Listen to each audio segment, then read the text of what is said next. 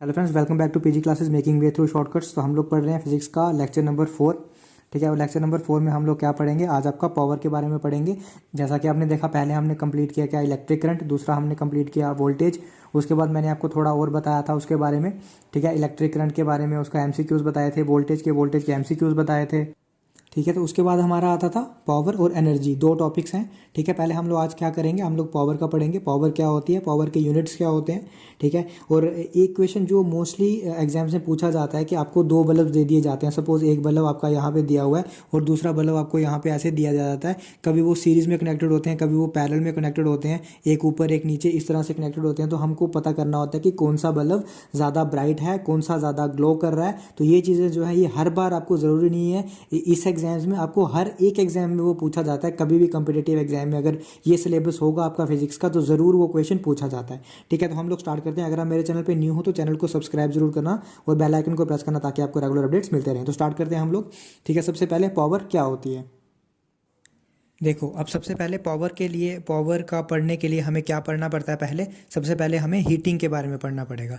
ठीक है, हीटिंग के बारे में पढ़ना पड़ेगा। मैंने आपको बताया था, मैंने आपको जब रेजिस्टेंस के बारे में बताया था उस समय मैंने बताया था जब भी रेजिस्टेंस सर्किट में है, ठीक है, उसका मतलब वहाँ पे क्या प्रोड्यूस हो रही है, वहाँ पे हीट प्रोड्यूस ज़रूर हो रही है। जब भी रेजिस्टेंस है मतलब वहाँ पे हीट प्रोड्यूस हो रही है। ठीक है, अब क्या करना है, अब देखो, जब मैंने ओम्स लॉ की डेफिनेशन बताई थी तो ओम्स लॉ क्या होता है, V equal to I R. जब भी हम potential difference across the conductor apply करते हैं, ठीक है, तो क्या फ्लो करती है, करंट फ्लो करती है उसमें से। और रेजिस्टेंस क्या करता है, उस करंट के फ्लो को रोकता है, मतलब उसको फ्लो नहीं करने देता। सपोज यहाँ से करंट फ्लो करने जा रही है या करंट फ्लो कर रही है, तो यहाँ से कहीं से रेजिस्टेंस टपक पड़ेगा और वो बोलेगा भाई तू आगे जा तो सही, मैं तेरे को नहीं जाने दूंगा, तू जाती कैसे है आगे, तू जाके बता।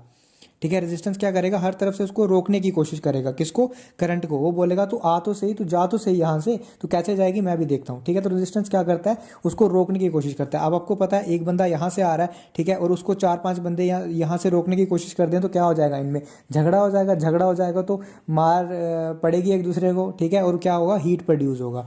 तो जहाँ पे भी रेजिस्टेंस होगा वहाँ पे हीट होगा। जैसे आप देखते हो हीटर, एग्जाम्पल क्या आपकी, हीटर। ठीक है, उसके बाद आपका गीज़र जो है।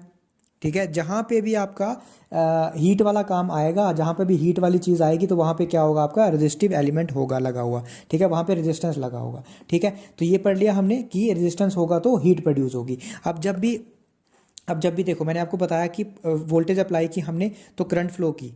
ठीक है, करंट फ्लो की और रेजिस्टेंस उसको रोक रहा है, तो मतलब वहाँ पे क्या आ रहा है, सपोज ये हमारे पास एक रेजिस्टेंस है, यहाँ पे हमने इसको वोल्टेज अप्लाई की है V और यहाँ पे करंट फ्लो कर रही है। ठीक है, तो कुछ करंट तो फ्लो कर जाएगी, V equal to I R तो आएगा, लेकिन जब ये करंट को रोकेगा रेजिस्टेंस तो कुछ एनर्जी जो होगी या कुछ पावर जो होगी वो होगी डिसिपेट।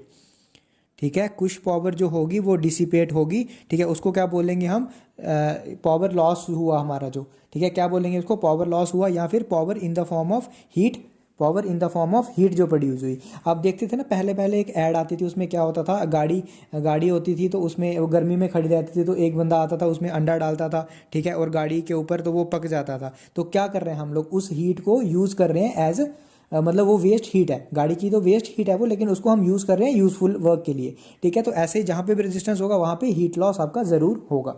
ठीक है, तो वो हीट लॉस जो होता है वो क्या होता है, तो वो हीट लॉस होता है इन दी फॉर्म ऑफ एनर्जी, और उसको क्या लिखते हैं हम लोग, ऐसे लिखते हैं H। ठीक है, हीट लॉस, और वो होता है V² R × T। ठीक है, ये मैं आपको बाद में बताऊंगा फार्मूला आया कैसे, कहाँ से आता है, मैं आपको बताऊंगा ये चीज़ सारी। तो ये आएगा आपका जो कि हमारी हीट लॉस होती है, जिसको हम बोलते हैं हीटिंग इफेक्ट ऑफ करंट, या फिर जूल्स इफेक्ट जिसको हम बोलते हैं। ठीक है, वो ये चीज़ है आपकी। नेक्स्ट आते हैं हम लोग अपने इलेक्ट्रिकल पावर पे, जो हम लोग पढ़ रहे थे।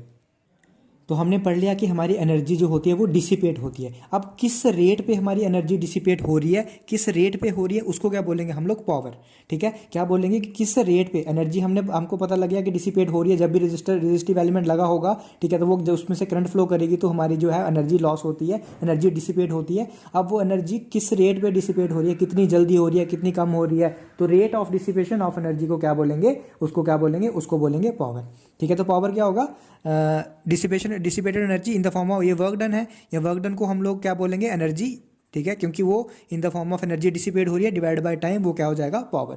इसको कैसे लिखते हैं, इसको लिखते हैं वोल्टेज इंटू करंट की फॉर्म में भी।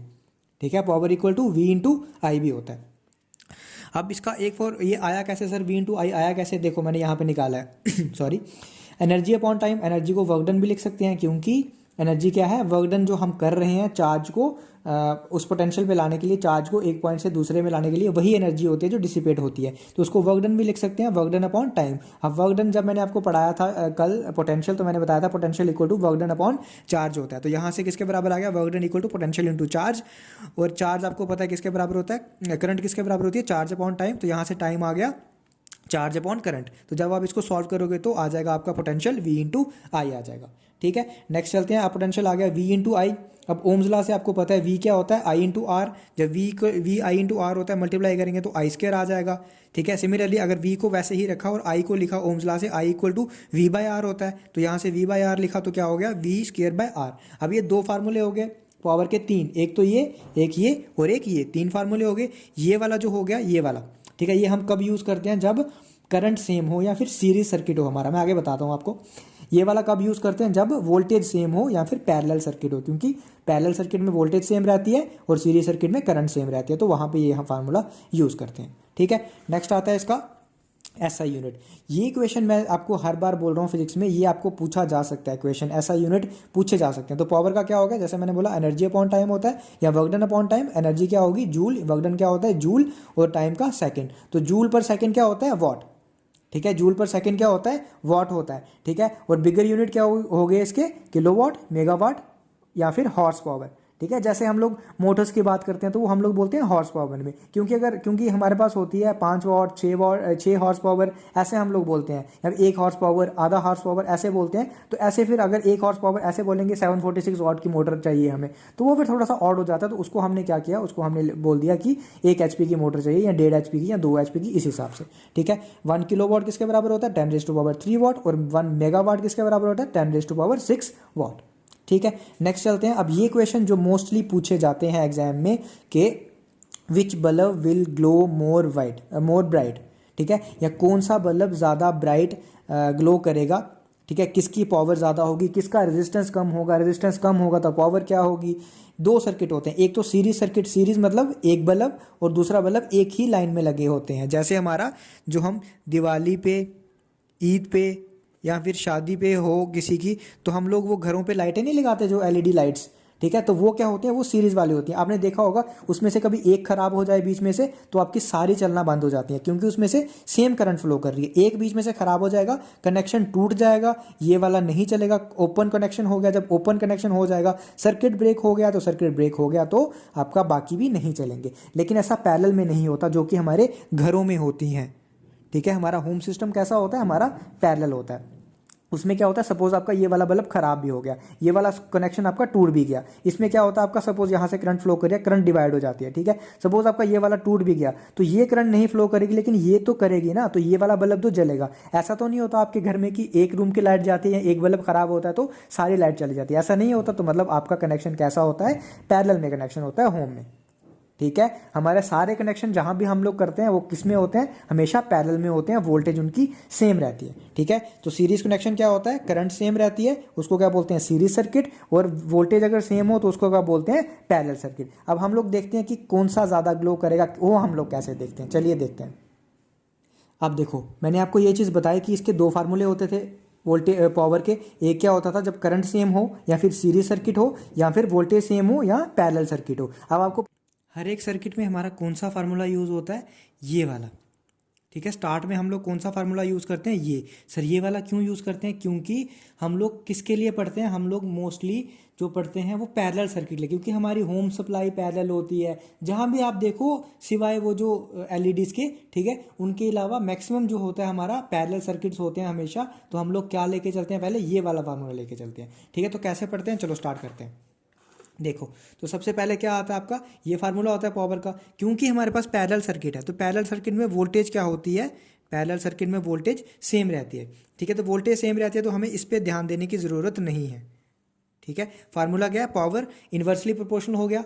पावर आपको पता है V²/R होता है, तो अगर वोल्टेज सेम रहती है हर एक सर्किट में, तो पावर इन्वर्सली प्रोपोर्शनल हो गया किसके, रेजिस्टेंस के, या फिर रेजिस्टेंस इन्वर्सली प्रोपोर्शनल हो गया किसके, पावर के। तो हमें किस तरह के क्वेश्चन पूछे जाते हैं, पहले आप ये देखो, हमें दो टाइप्स के क्वेश्चन पूछे जाते हैं इसमें। सर कौन कौन से, पहला टाइप होता है जिसमें हमें पावर दी होती है। ठीक है, जिसमें हमें P1 एंड P2 गिवन होते हैं। ठीक है। और सेकंड टाइम है जिसमें हमें, सेकंड टाइप कौन से, जिसमें हमें रेजिस्टेंस गिवन होता है। ठीक है, ठीक है, समझ गए। पहले में पावर गिवन होगी और दूसरे में रेजिस्टेंस गिवन होगा, और उन्होंने बोला होगा बताओ इनमें से कौन सा बल्ब ज़्यादा ग्लो करेगा या कौन सा कम ग्लो करेगा। ठीक है, सपोज हमारे पास जैसे ये, अब यहाँ से आपको पता चल गया कि वोल्टेज अगर सेम है, क्योंकि पैरेलल सर्किट के बारे में हम लोग पढ़ते हैं, तो पावर जो होगा इन्वर्सली प्रोपोर्शनल टू रेजिस्टेंस होगा। मतलब जिसका पावर ज़्यादा होगा उसका रेजिस्टेंस कम होगा, या फिर जिसका रेजिस्टेंस कम होगा तो पावर ज़्यादा होगी। अगर पावर कम होगी तो रेजिस्टेंस ज़्यादा होगा। ठीक है, ये चीज़ आपको समझ आ गई। तो यही मैंने लिखा है कि less voltage bulb will have more resistance, मतलब अगर पावर कम होगी तो रेजिस्टेंस क्या होगा उसका, मोर रेजिस्टेंस मतलब ज़्यादा होगा। जैसे हमारे पास दो बल्ब है, एक 25 वाट्स का है, एक 40 वाट्स का है। तो 25 वाट्स आपको पता है। अब यहाँ से आपको ये कंसेप्ट क्लियर हो जाना चाहिए कि अगर पावर कम है तो रेजिस्टेंस क्या होगा, हाई होगा। अगर पावर ज़्यादा है तो रेजिस्टेंस क्या है, लो है। ठीक है, ये अगर कंसेप्ट आपको क्लियर हो गया तो नेक्स्ट आपके लिए बड़ा इजी हो जाएगा। कैसे, अब सपोज करो बल्ब्स हमारे सीरीज में कनेक्टेड है। ठीक है, तो मैंने आपको बताया था अगर बल्ब्स सीरीज में कनेक्टेड हों या फिर चीज़ें सीरीज में कनेक्टेड हों या फिर सीरीज सर्किट हो तो कौन सा फार्मूला वहाँ पे यूज़ करना है हमें, I²R। ठीक है, तो क्या हो गया फार्मूला, I²R। ठीक है, अब आपको ये PD क्या है, PD है पावर डिसिपेटेड। अब जो पावर डिसिपेट ज़्यादा करेगा, ठीक है, सपोज आपके पास हीटर है।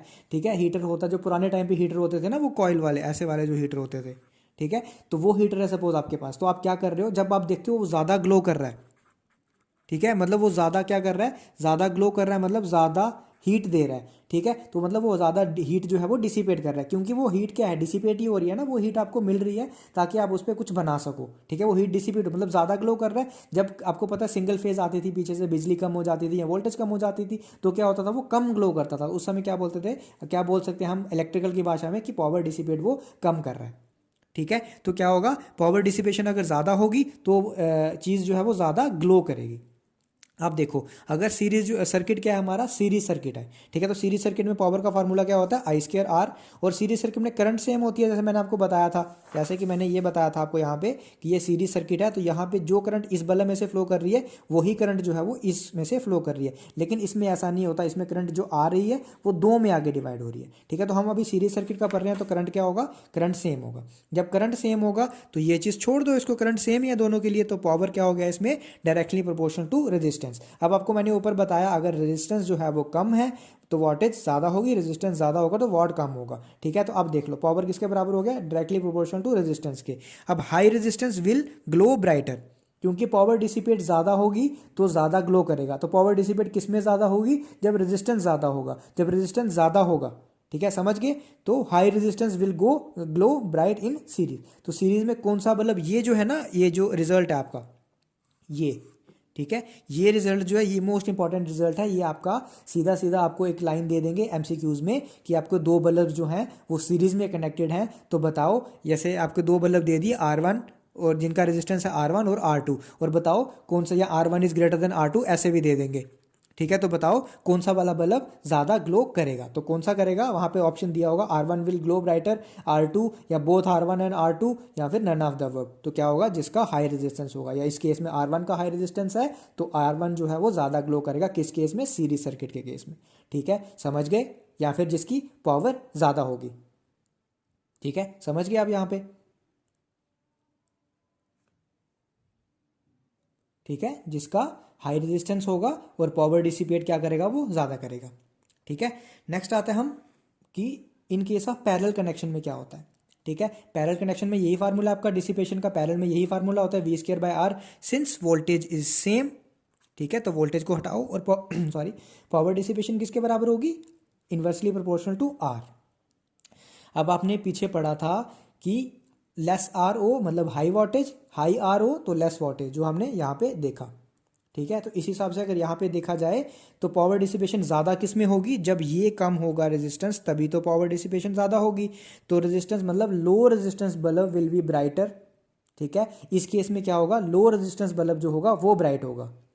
ठीक है, लो रेजिस्टेंस होगा तो पावर क्या होगी हमारी, हाई होगी। देखो, जब रेजिस्टेंस लो होता है तो पावर हाई होती है। ये क्या है, ये हमारी डिसिपेटेड पावर है या पावर डिसिपेशन है। तो या तो लो रेजिस्टेंस हो या फिर हाई पावर हो, तो उस केस में बल्ब ब्राइट करेगा कब, जब पैरेलल कनेक्शन होता है। तो यहाँ से हम दो रिजल्ट क्या लेके आए, दो रिजल्ट हमारे पास ये हैं कि रिजल्ट क्या है, सीरीज सर्किट के केस में कब बल्ब ब्राइट ग्लो करता है, जब लो वोल्टेज हो मतलब पावर कम हो, या फिर हाई रेजिस्टेंस हो। हाई रेजिस्टेंस के केस में या फिर लो वोल्टेज के केस में बल्ब जो है वो ब्राइटर ग्लो करता है। और पैरेलल के केस में क्या होता है, हाई वोल्टेज या फिर लो रेजिस्टेंस के केस में बल्ब जो है वो ब्राइट ग्लो करता है। ठीक है, तो यही आपको कंसेप्ट देना था, यही आपको पढ़ना था, इसमें पावर में यही पढ़ना था आपको। वैसे तो अब देखा जाए तो आपका एनर्जी भी कवर हो गया स्टार्ट में, जो आपने पढ़ा एनर्जी का यूनिट ही आपको पढ़ना है। एनर्जी का यूनिट जो होता है वो जूल होता है। ठीक है, तो उसको आप वी इंटू क्यू भी लिख सकते हो, क्योंकि वो वर्क डन ही होता है, वी इंटू क्यू भी लिख सकते हो उसको। तो इस तरह से आपको पढ़ना है, लेकिन फिर भी मैं कोशिश करूंगा कि उसके रिगार्डिंग कुछ और अगर होगा आपका तो मैं पढ़ाऊंगा वो भी, और साथ में हम लोग एमसीक्यू पार्ट जो है वो भी करेंगे कवर। ठीक है, तो और सच वीडियोस के लिए आप पीजी क्लासेस को सब्सक्राइब कर सकते हो। अगर आपको चैनल पसंद आ रहा है, आपको वीडियोस पसंद आ रही हैं, तो वीडियो को लाइक ज़रूर करना, फ्रेंड्स के साथ ज़रूर शेयर करना, ताकि उनको भी पता चले। ठीक है, और जेके एसएसबी की आप किसी भी एग्जाम की तैयारी कर रहे हो जिसमें ये सिलेबस है, इससे ज़्यादा अच्छे तरीके से आपको नहीं समझा सकता कोई भी। तो एक इलेक्ट्रिकल इंजीनियर होने के नाते मेरा फ़र्ज़ बनता है कि आपको अच्छे तरीके से एटलीस्ट फिजिक्स जो है वो इतने अच्छे तरीके से पढ़ाऊँ कि आपको कहीं से भी और पढ़ने की ज़रूरत कभी भी ना पड़े। ठीक है, तो आज के लिए इतना ही रखते हैं। नेक्स्ट वीडियो के लिए चैनल को ज़रूर सब्सक्राइब कर लें और बेल आइकन को प्रेस कर लें। Thank you.